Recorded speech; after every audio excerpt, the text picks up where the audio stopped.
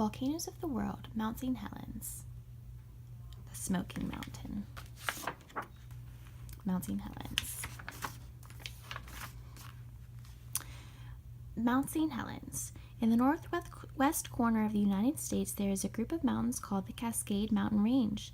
These mountains stretch from Canada to California. In the middle of the mountain range, in the state of Washington, there is a beautiful mountain called Mount St. Helens. Native Americans who lived in the area hundreds of years ago called the mountain Smoking Mountain. They called it that because this mountain is a volcano. From time to time, a volcano like Mount St. Helens sends off a violent explosion of rock, smoke, and ash into the air. Volcanoes are a reminder of how powerful nature can be. Earth is made up of 3 layers. The top layer is called the crust. This is the outer layer, where we live. Miles below the crust is called a layer called the mantle. It is so hot in the mantle that rock melts and forms a thick liquid called magma. The center of Earth is called the core. It is made of solid iron, hot liquid iron, and other elements. A volcano is created when magma from Earth's mantle explodes up through the crust. Crust, core, mantle.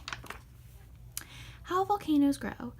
Earth's crust is made up of large sections called plates. The plates are moving all the time, even though we can't feel them. Sometimes when 2 plates bump into one another, one of the plates is pushed down below the crust into the mantle. When this happens, the edge of the plate that is being pushed down melts and becomes magma. The hot magma flows back up to the crust and bursts out. This is called an eruption. Once magma comes out of the crust, it is called lava. An eruption may also happen when 2 plates move away from one another, making a space for magma to come to the surface. This happens mostly under the sea. Volcano, magma, ocean, plate, plate. A changing mountain. Mount St. Helens is a stratovolcano. A stratovolcano is formed over long periods of time. It is formed by lava from eruptions. The lava hardens in the shape of a cone or high dome. Mount St. Helens is a mountain made entirely of lava and ash. Volcanic eruptions have changed the shape of mountains over time. There were many eruptions of Mount St. Helens in the 1900s. There were many eruptions of Mount St. Helens in the 1800s. After 1857, the mountain was quiet and many people visited to hike and have fun. Then, in 1980, a violent explosion showed just how powerful Mount St. Helens really is.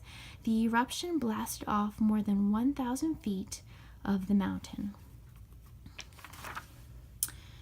Knowing when dangers may strike. Scientists who study volcanoes are called volcanologists.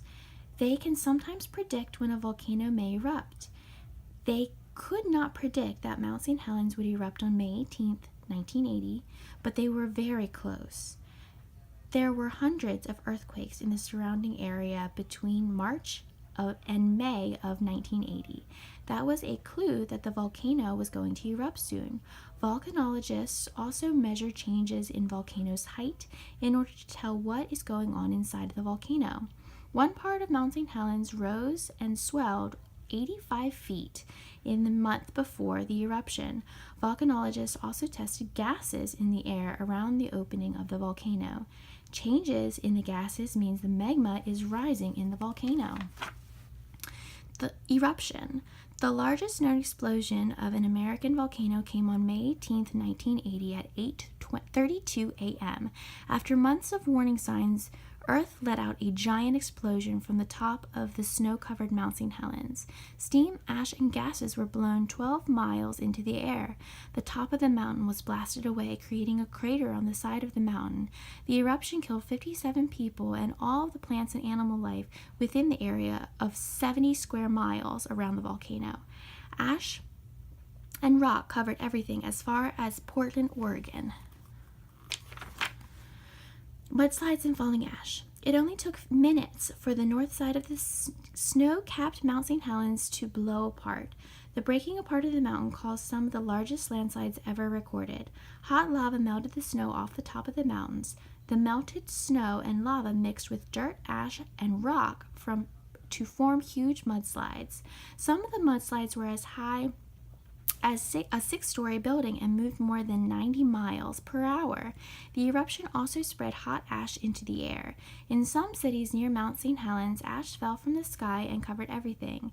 The ash in the air above these cities made it dark, even in the middle of the day. Periods of activity. Before 1980, Mount St. Helens had not erupted since 1857. The mighty volcano had been sleeping for 123 years. It is normal for volcanoes like Mount St. Helens to go through an active period. During an active period, a volcano erupts more often than usual. A 26-year active period ended for Mount St. Helens in 1857. Just small amounts of steam came from the volcano in 1898, 1903, and 1921. The eruption of 1980 started another active period for Mount St. Helens. The active period lasted for about 10 years, with many smaller eruptions. Scientists were able to predict almost every eruption several days to several weeks before it happened. The active period ended in 1990. Return of wildlife. The eruption of 1980 caused a lot of damage to the area around the volcano. Over time, however, life began to return to the area. The lava and ash around volcanoes have gases and minerals in them that are good for the soil and that help things grow. A plant called fireweed was one of the first plants to start growing on the mountain again. Fireweed seeds put out long roots that can reach through the ash to the soil below. Once the plants begin to grow again, the animals return to the area to live. Deer and elk stirred the ash with their hooves. This spread more seed around and helped the new plants to grow. Today, plants and animals are still returning to Mount St. Helens as the mountain heals. A national monument. In the early 1980s, thousands of people visited the area of Mount St. Helens to see the damage the volcano had caused. In 1982, President Ronald Reagan allowed 110,000 acres around the volcano to be set aside for Mount St. Helens National Volcanic Monument. The park has a visitor center, hiking trails, campground, and picnic area. Mountain climbers have been allowed to climb to the top of the mountain since 1986. Scientists continue to work hard to track changes that might predict future dangers and eruptions. For now, though, the beautiful Mount St. Helens is quite quiet and peaceful.